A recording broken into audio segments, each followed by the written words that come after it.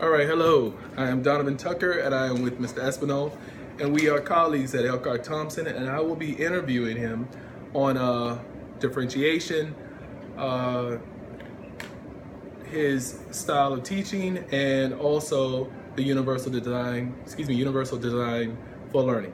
All right, so I'll begin with years of teaching. So how long have you been teaching, and where have you been teaching at?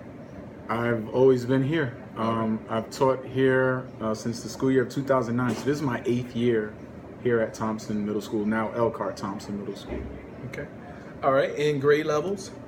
Always taught 6th grade. Wow, okay. Always. All right. I just love 6th graders.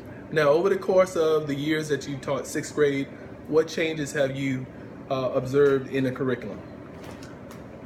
Nothing much has really changed as far as the objectives, the overall curriculum. The only thing that has changed is the testing. It went from the standard, everybody saw the same questions, whereas now, the last couple years, this might be our 3rd year, where it's computer adaptive. Okay. And so the questions change according to, how they answer, whether they get it correct or not. Whereas before it was just these 60 questions and everybody saw the same questions. So that's the only change that has happened in that time. Can you tell me a little bit about your classroom environment? Sure. Early on, I did a lot of individual whole class teaching environment, whereas now I like to work in groups a lot more. I just find it to be a lot easier to address specific struggles that some of my students may have, and allows others to soar as much as they want. Okay. And so I think it's just an environment where people are grouped accordingly, students are grouped accordingly, and I'm able to meet their needs where they're at. Okay. All right, now your educational background in teaching. So give me a little bit about that. I actually graduated with a civil engineering degree out of the University of Rhode Island. So I worked as an engineer here with a private engineering firm for 7 years. Okay. The market crash hit, and I was forced to find something fast. And so a friend of mine suggested, because I did a lot of tutoring, and I worked for a lot of different inner city groups that worked with kids in urban districts. And I did that in college. Throughout my college career, I did that to earn money on the side while I was in school. I got different grants and stuff like that. So I enjoyed it. I was really good at it, and I loved it. But I did engineering just because I thought that would be a better professional thing. But I'm much more happier as a teacher. So I never took any college courses for teaching. I actually I worked as I designed subdivisions, and mostly in Chesterfield, some in Richmond, and so the only real educational type background courses I took was when I got my certification. I had certain classes I had to take. That's about it. So you would be classified as a career switcher. Absolutely. Yeah. No doubt about it. Coming with a lot of background knowledge in math and also tutoring. So that's awesome. No doubt. Yep. All right. So we're going to get into the different theories, and we want to start with differentiation. So talk to us a little bit about how you use differentiation in your classrooms. First, your dynamics are different. So tell me about the dynamics of your classroom, what type of students you have, and then also tell me about anyone who works with you in your classroom, and then we'll go into how you differentiate. Absolutely. Okay, so my students range in a wide variety. Like this year, for instance, I have I have students in my class that are autistic. And then in that same class, I've got students that are at a 7th grade level when it comes to mathematics, according to the diagnostic. So it's I have to kind of stretch myself and make sure that while some are occupied, and it might be even challenging for them, the others, I got to keep them going because they might move at a different pace. So there's always been that dynamic of being able to make sure that everybody is active and engaged in whatever the lesson is. You know, kids that are caring natured to kids that are violent natured. I mean, you name it. It's like from one extreme to the next in one block of time. Okay. And so the dynamic is it always ranges to a great degree. It seems like on a yearly basis. As far as I've always been involved in coaching. Every year that I've taught, I've had inclusion class settings, always. And I've always had a co-teacher. And what we normally do is we'll make sure that we give our input on whatever the lesson is. We give directions on how it's going to go, how the class is going to go.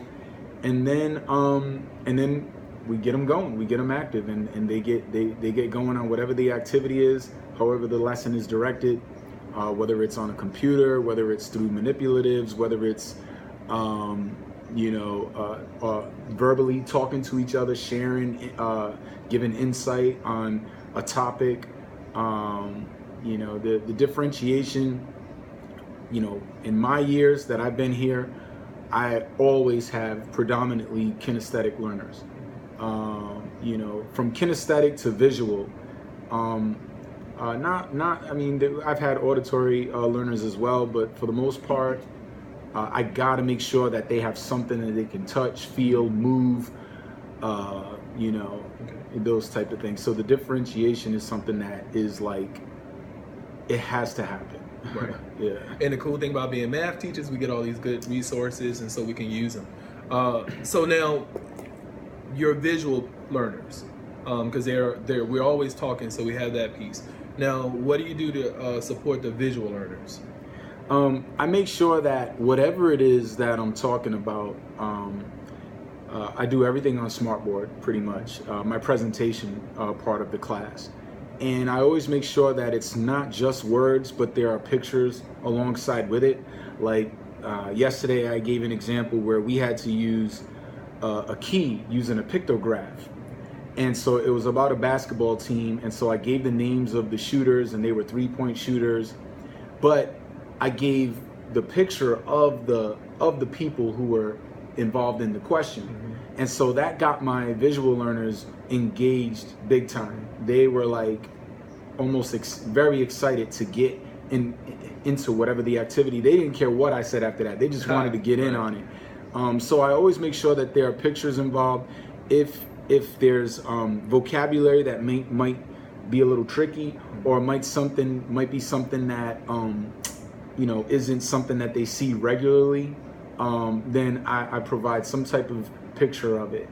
And so, I'm always making sure. I mean, really all three, but definitely the more pictures I give, the better they understand where we're going.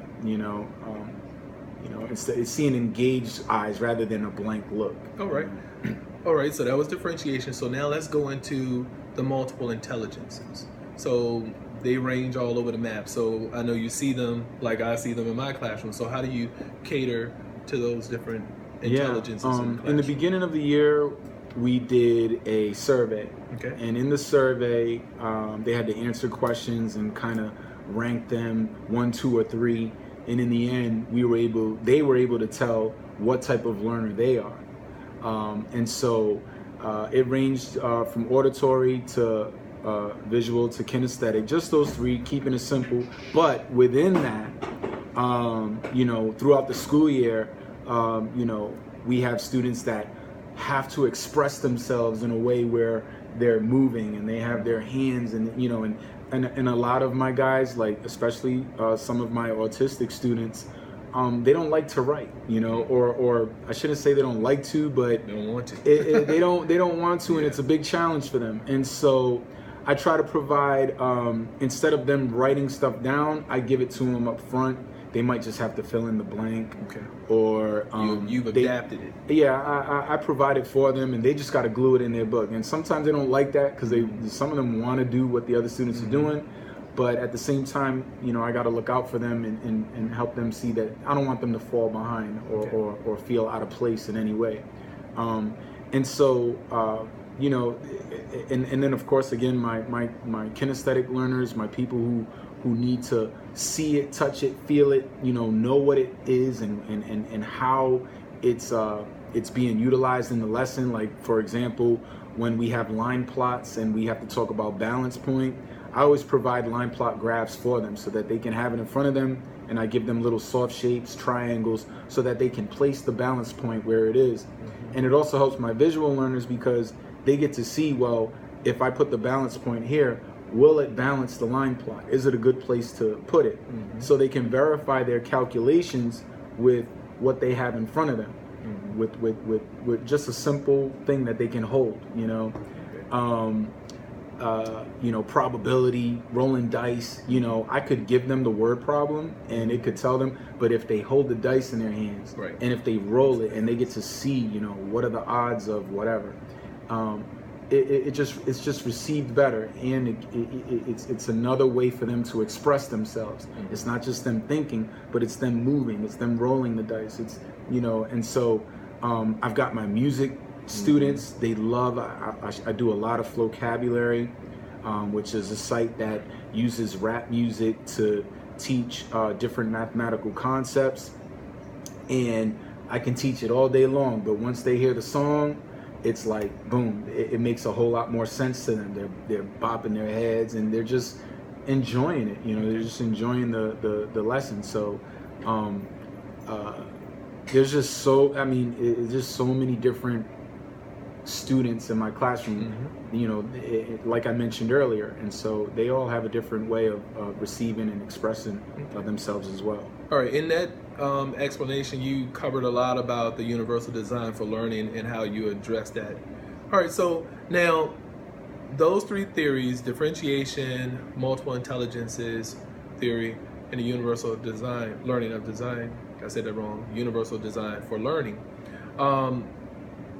Which of those three was the most difficult, and which was the easiest for you to implement in your curriculum as you're teaching?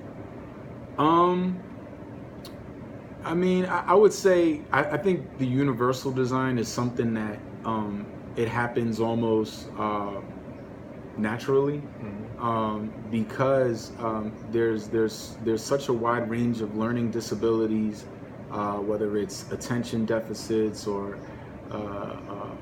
just not having the language. They might be ESL students. So I feel like the universal way of it, just making sure that they know what they're learning, and making sure that you address how they receive it differently, how they learn it, the way that they express it, and then what's motivating them and what's keeping them engaged in whatever the activity may be. It happens kind of naturally, but because I've got such a wide range of students, it's a huge challenge. It's I wish I could say that every single day I meet all of my students' needs, but the challenge is so wide that I wish I could say it, but I can't. I really can't. It takes the student to work with me. It really takes the student to be vocal about where they're at in the lesson. Okay. They have to be able to express what the challenge is, if there is a challenge. And so if they're not doing that, I'm so active with so many students that they can slip through the cracks. Okay. And so, and you do things like let the parents know, or if there's a meeting, telling the child, like, look, I need you to speak up. I need, because if you're not speaking up, you can be overlooked. And obviously you're touching base with every single student in your class, no doubt about it. But when it comes to how well are they processing the information, how well can they express it, right. That's a whole different ball game. And so so universally, naturally it does happen, but it's a huge challenge as far as just making sure that every student is addressed. All right. So now, advocating, you address that, and you really push to make sure your students are advocating for themselves and recognizing what they need, because they already identified in the beginning their not their personality but their preferences for learning. So that is important also. So let's look at, when you're looking at the curriculum, when we're looking at the blueprint, the essential knowledge and all of that good stuff. So when you take that, how do you take into account those theories? Differentiation, multiple intelligences. Teachers, all students from the auditorium will be released. Please allow them back in the classrooms at this time. The hall is up. Please accept the students from the auditorium back into your classrooms. Thank you. All right. So yeah, I mean, as far as the blueprint, I try to make sure, like, especially in these next upcoming weeks, making sure that that I address those objectives that are going to be tested heavily or more heavily on the spring test. And you don't want that to govern what you do on a daily basis. Right. But at this point of the school year, you know, that's what we have to deal with. We got to just make sure that we do our very best. Mr. Gray, you mind getting that door for me, please? I'm sorry. And so when it comes to the objectives, I make sure that the essential skills that are required in order for them to perform well within the spring test, I make sure that the activity is correlated to whatever the essential skill is. And so, like for instance, if they have to know how to multiply fractions, they're coloring fractions. They're showing how their understanding can translate into how two products come together and show me what it looks like. Okay. Different things like that. Just making sure that whatever the skill is, whatever they need to understand, that they can show it to me in more than one way. I think he needs the keys. Okay. All right. When you look at, let's look at assessment. How do we connect those three things to assessment? So we can look at formative. We know summative, that's uniform across the board for all of us, and we don't mess with that much. But tell me about formative assessment and how you differentiate, use multiple intelligences. Yeah, that. Absolutely.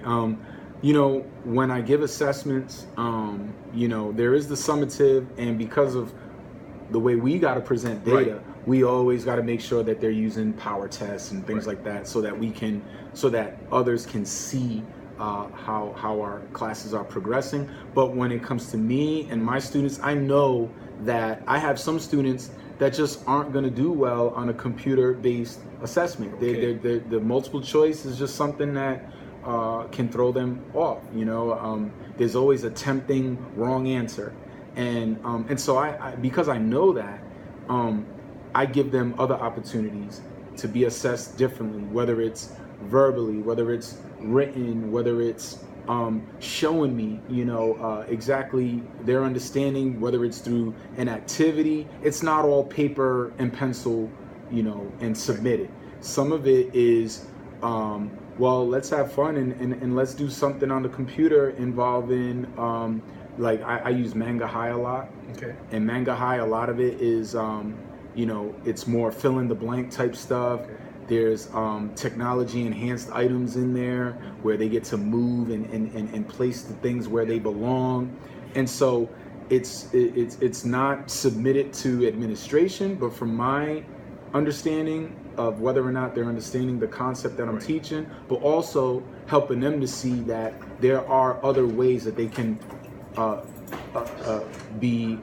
get a grade. You know, they got to know that it can't just be computer-based grades, because it has to be fair to everyone. Right. And so I let them know, like, look, this assignment that we're doing, classwork, is even more important than the test grade. You know, our classwork is 40%, where our test grade is 35%. So those formative assessments that I do give, whether it's an exit ticket with a few questions, or whether it's a rubric where they got to explain how they got their answer, whatever it is, those are different ways that I can see whether or not they understand it, but also they can see that there's more than one way to succeed, you know, and I'm providing that opportunity for them. All right. Now, we see a lot when we look at our classrooms, and when it's time for us to collaborate and to come up with the next lesson, how do you use those three theories to reflect, self-reflect on what you need to do differently for the next time? Yeah, a lot of times what will happen is I'll go back and I'll look at the data, whether it's formative or summative, and typically there's always a couple things that kind of are glaring. You know, when you notice that, man, you know, nobody got that one, you know, or nobody seemed to really be able to explain themselves when it came to providing an answer to whatever the problem that they solved. When it comes to that, well, you know, there is the reteaching aspect, but there's also, I try to give them an opportunity to help me understand, why did they do that? You know, why did you answer it that way? And it becomes a conversation, you know, so that I can understand them better. And a lot of times I'll say, you know, well, let's be detectives today, you know, and I'll show them everybody's response in the class. This is what everybody did, and it was wrong. You know, why do you think they did that? And I kind of take away the accountability so that they don't feel so bad about, but they can feel free to express and share why they did what they did. And so with that, I'm able to hear them out and then say, okay, I've got to have a different approach here. Still, I got to address everybody. I got to make sure that, you know, the type of environment that I'm providing for them allows for them to understand what the misconception is, whatever it was that happened, and do it in a way where I can address that misconception specifically with the, you know, making sure that I include the differentiated instruction, so that you know, so that everybody, because if it's a lot of people that are missing it, then I've also got a wide range of people that I've got to address as far as their learning styles. Right. And so it just keeps coming up. You know, it's just a repetitive type thing. All right. Well, Mr. Espinal, you've done a great job helping me with this assignment and breaking down those three theories and looking at how you incorporate them. Now, the last question I want to ask you is about the leadership team, our administrative team. Now, we have professional development at the wazoo. We got a lot of that. So is there anything else you can think of that we can get from administration to help us with these three things and making sure that they're being incorporated consistently in our classrooms and that teachers understand what they are so that they can incorporate them? Yeah.